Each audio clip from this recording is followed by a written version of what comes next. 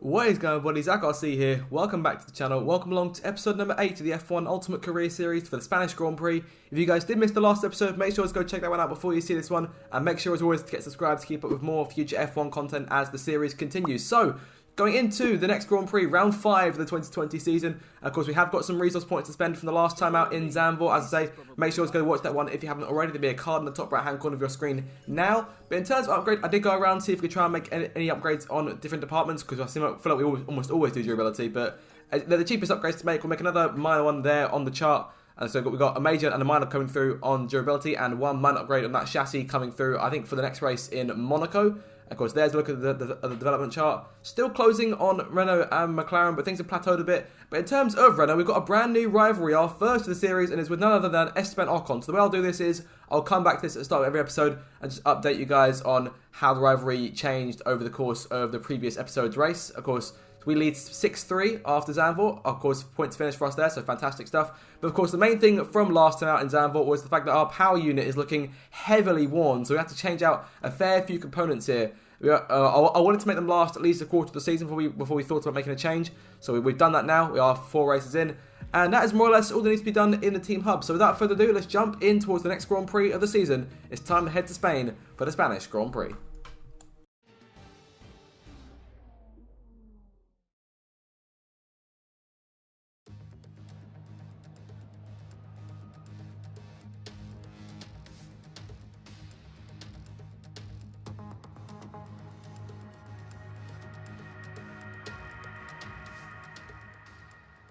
Terminal 4 qualifying for the Spanish Grand Prix race weekend. Of course, it's one of the Grand Prix that wasn't held during 2020, so no stats to be told of this time around, unfortunately. But of course, it did return in 2021. Of course, this was the last season where the tight start of the third sector was in use. Of course, at turn 10, a much tighter left-hander there, opposed to the sweeping 10, 11, 12 complex we have now. Emerging just behind Lewis Hamilton in the Mercedes, who of course is on the back foot slightly after a couple poor weekends. He's got some work to do to get himself up towards the championship lead again. But starting on our first flying lap, of course, we have to get used to the old layout, especially over in the third sector. That could be one of our weakest points on the track. Of course, as I say, the tighter turn 10, and of course that final chicane is back in use as well for 2020. So we'll go with that in the next few games of both F1 2021 and 22 for F1 23, making the modification back to the sweeping last two right-handers. So end of the first sector, 21.6, and going way wide there up into turn 4. Not a fantastic start to our lap. As I say, Spain, perhaps one of my weaker circuits. Those of you who've been here for a while have seen me struggle with this track in the past. Verstappen took the first lap of the session, 1:15.7. I get the feeling we're quite a way off of that as we go wide into the last part of the circuit. Through chicane, nice and easy, but corner exit, getting a bit more of a struggle of the lack of traction compared to what I'm already used to on full last time I played this game, in terms of before I started this save. But overall, 118.9, and as it was in Zandvoort, pathetic first effort. So we've got some work to do to try and improve on that. We improved by about 3 or 4 tenths or so going into the last part of the lap once again, but again losing time in that final chicane and out of the right hander to complete the lap. Only 3.5 tenths improvement here, so it'll be a 118.5, and only just 118.5. Keeps us P9 behind Grosjean and crucially our rival Esteban Ocon. But of course, we have got tyres to go for a second or even third run if we need to. But as of right now, we sit in P19 once everyone's set a lap time. The only driver we're beating at the moment is our rival from F2, Nicholas Latifi. Of course, we haven't seen a lot of him since we actually ended the F2 portion of the series. We'll go on to a fresh set of tyres and go again for a second attempt to go for another lap. Of course, if we go for a second lap on this run, I have to wait and see how the first lap does. Improving by 4 tenths this time around, going into the third and final sector on the circuit. Of course, again, having to get used to this part of the track, going wide there at the exit to the right-hander. Really struggling in terms of finding form and spins, in terms of speed at this part of the circuit, in terms of entry and braking, all of that rolling into one. And for the last corner then, looking to complete this time. Again, another 3 attempts of improvement. Will it be enough to actually gain any places? It's enough to gain 1 place. So off the back row now in front of Russell. So the 2 Williams cars occupying the 19th and 20th spots on the grid. I went for 1 more set of tyres here. I went for a 4th and final lap. I did originally go for a second lap on the second run, but I ended up bottling it, so we'll go for 1 more run on this third set of tyres. Would normally be used for the race, but we're always using for qualifying because the medium and hard strategy seems to be working for us in recent races. Qualifying has now been completed, the checker flag has fallen, so what this lap will signify the end to our session. We're up by just over a quarter of a second here, just under 3 tenths going into the last part of the circuit, running wide there at turn 10. Poor exit, Alex Albon in front of us. I was hoping to get a bit of a toe off him at the start of the lap. We did get a bit, but not a lot of improvement. Wide in turn 12, in towards 13 now. They're trying to avoid going off the racing surface. a bit better than the last few times. Now through 14 and 15, keeping it under control. Can we keep hold the back end of the car on the exit? We can. And through turn 16 to complete the lap, would be just under half a second improvement here. Where will that put us on the grid? It gets up by 1 place into P17. So overall, our lowest qualifying position across the series, our highest being 11th. So not overall a fantastic start. Qualifying finished. It's time to remind ourselves of our top 3. Hamilton, Verstappen and Charles Leclerc. Goodbye for now then, but we're really just getting started. Make sure to join us again for Lights Out tomorrow. So Hamilton on pole then with Verstappen and Leclerc behind him. Gasly qualifies 13th. We only end up 17th, only out qualifying Giovinazzi and both the 2 Williams cars. But of course, plenty of opportunity in the race to try and work way up and score some points. And given how things have gone recently, I say there's every chance. Let's turn now to jump into the race.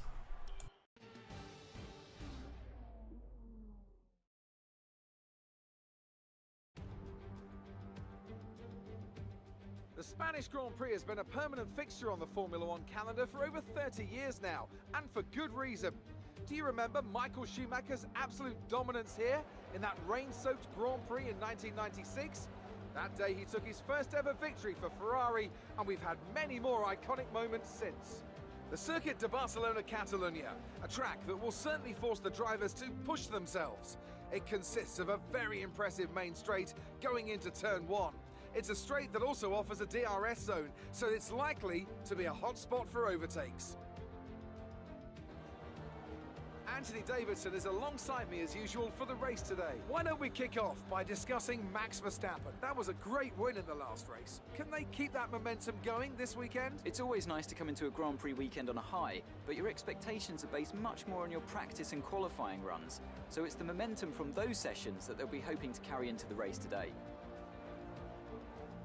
Before we begin, let's take a quick look at the grid lineup for today's race. Lewis Hamilton lines up on pole position, and Max Verstappen lines up alongside. Considering the rest of the grid, we have Leclerc, Bottas, Sebastian Vettel, and Perez, Ricciardo, Stroll, Norris, and Esteban Ocon, Gasly, Magnussen, Kimi Raikkonen, and Grosjean, Cohen, Sainz, Antonio Giovinazzi, and George Russell, Albon, and Nicholas Latifi.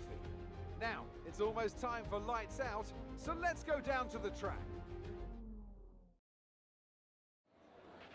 Now that we've got some points on the board, let's continue this form and aim for another top 10 finish.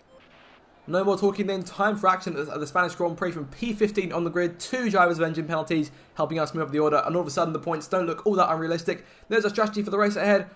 Again, mediums to hards, and I was going to consider the alternate strategy, but chose not to go for it in the end. We'll see, of course, if he needs to make any changes in the race, because we've had a safety car every Grand Prix so far. Will that trend continue today? It's time to find out after 33 laps of the Circuit de Barcelona-Catalunya for the Spanish Grand Prix. Turns bring the action for round 5 of the season. It's Lights Out, foot to the floor, and we are underway. There goes Sainz, great start there in the McLaren on the right-hand side. We got really bogged down. Giovinazzi pulling in front of us, pulled down towards the turn 1. It's one of the longest runs to the first corner of the season. They're trying to outbrake a number of cars on the outside here, outbraking Giovinazzi, pulling back alongside Sainz in the McLaren, trying to take P15 back. Can we do it through turn 2? Of course, Sainz with an engine penalty going into this race. He's still on our insides to go through that long sweeping right-hander of turn 3, a bit wide onto the green outside of the racing surface, but going towards turn 4, going to outbrake the Spaniard. We're still in front of about half a car length. Can we clear him through turn 4? Grosjean there in front of us on next target. NGUK has been heavily worn. That's the one thing I chose not to change because the wear didn't look too bad, but I'm starting to have doubts now. Down the inside of Grosjean for P14.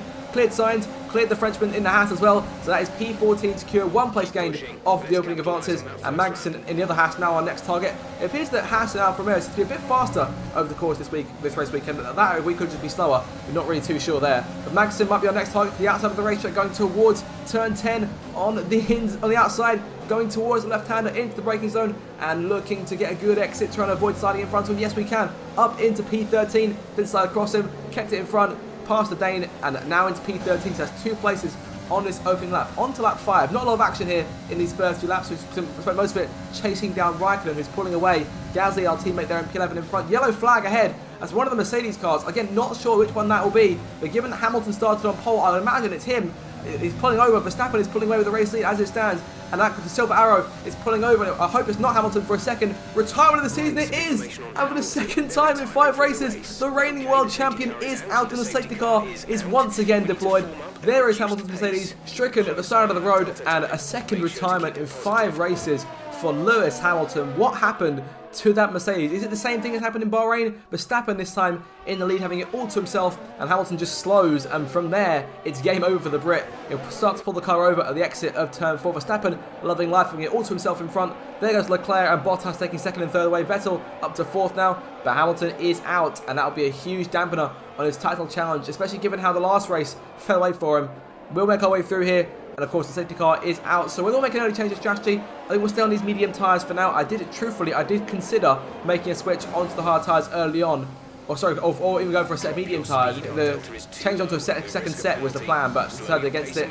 And cars in front of us coming into the pit lane, all those guys are starting on soft tyres, so onto mediums for their next stint in this race. That pushes into P5, Raikkonen P4, Gasly P3, and a number of cars still there in front of us. That'll be Ocon who leads the way, our rival no less, and Norris in second. Safety car coming in, a bit of a longer safety car. It's coming in at number 7, so still plenty of time in this Grand Prix because we have still got a pit stop to make in this thing. And we'll cross that bridge when we come to it though. Ocon leading away from Norris, Gasly, Raikkonen, and then ourselves. Green flag goes back in the air. We are racing once again here in Barcelona and looking to try and make an early move on the Iceman. Kimi Raikkonen down towards turn 1, pulling to the left-hand side of the racetrack, looking for the fourth spot away from the Finn, going towards turn 1 on the outside in the braking zone. Our teammate there just in front, he'll be our next target. If we can clear Raikkonen, we can clear Raikkonen, and it's us up into 4th place, but not too far behind us. I believe that is Max Verstappen in the Red Bull, not too far, like a place separating us, but now luckily we have got Kimi Raikkonen separating us from what I assume is a very hungry Dutch Lion who will want the race lead back as soon as he can get his hands on it. And for us though, we'll focus for the minute on trying to chase down Gasly, Norris and Ocon.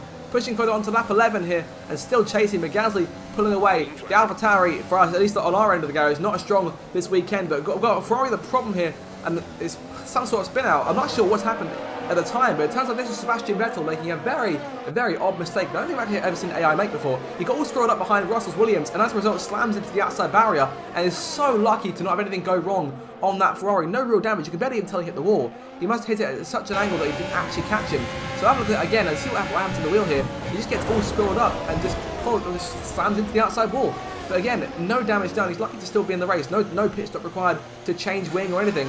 And he's back on the racetrack like nothing happened. So a weird one from the AI, but we'll continue on as we are. Of course, Vettel having no impact on our current position. On to lap 12, Raikkonen still holding Verstappen at bay as we go through turn 9 and down towards 10 here. I get the feeling that Raikkonen might try to challenge us. He's looking to the inside, trying to defend the outside from Verstappen. Goes for a late lunge on our AlphaTauri, and Verstappen takes full advantage of the disoriented Raikkonen. Around the outside goes the Dutchman on the Finn, going through turn 12. And on the exit, there goes the Red Bull jumping in front. All of a sudden, we have no Kimi Raikkonen defending us from Max Verstappen. I think it's more now a matter of not if, but when the Dutchman makes his move. And there's a good chance he's making down this main straight here with DRS now in full deploy for him.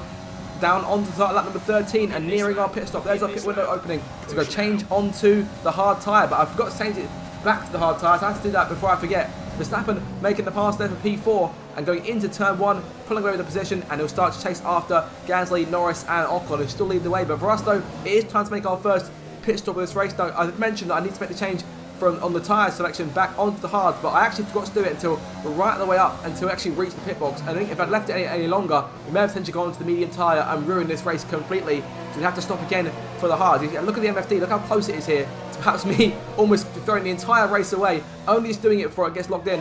So the tyre change gets made just about, and the pit crew bring us onto the hard tyres, and we are away. Crisis averted, and we can get back on the racetrack again and start hunting down the cars in front of us. Now honestly, when I came back on the racetrack here, the car almost felt entirely new, because those medium tyres started to struggle a fair bit. But as we came back on here, things all of a sudden seemed a lot smoother to drive. So we'll start to hunt down Vettel, the next car in front of us. Of course, everyone will need to make, I assume, another pit stop. I doubt the medium tyre runners who changed onto them under the safety car go to the end of the race, and surely they can't. On to lap 15. You see Grosjean, Russell, Raikkonen all in the pits. We're going to exit just in front of Kimi, more or less as we were when we came into the pit lane for our first stop. So it is more or less status quo as it was for the minute, and of course over time the pit stops will cycle out and we'll see whereabouts we emerge in terms of everyone else. I imagine Ocon, Gasly and Norris, yep, they are all onto hard tyres now and way in front of us. Gasly 7 seconds to the good, so we've lost a lot of time over the course of this pit window. Sainz into the pit lane here for his hard tyres. We're going to take him for even near the exit. But on that, I've spent a lot of fuel chasing down Gasly. I had the car in rich mix when we came out the pits, and I had to return it back down to lean here in order for us to save some fuel and actually get to the end of this race, because I know I've been quite poor with fuel in the past. back in the day on F1 2021 when you couldn't manage fuel. On to lap number 20, and the majority of cars making their pit stops now.